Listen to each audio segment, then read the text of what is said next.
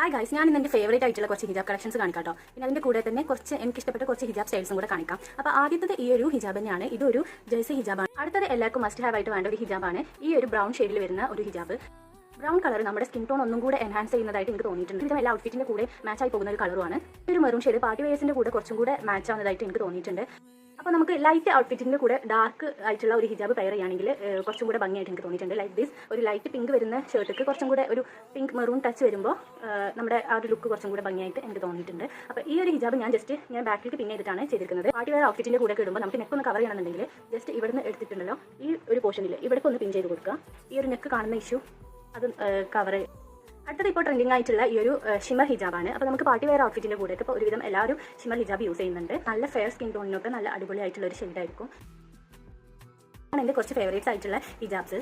അപ്പോൾ നിങ്ങൾ സബ്സ്ക്രൈബ് ചെയ്തിട്ട് സപ്പോർട്ട് ചെയ്യുക. Okay, by.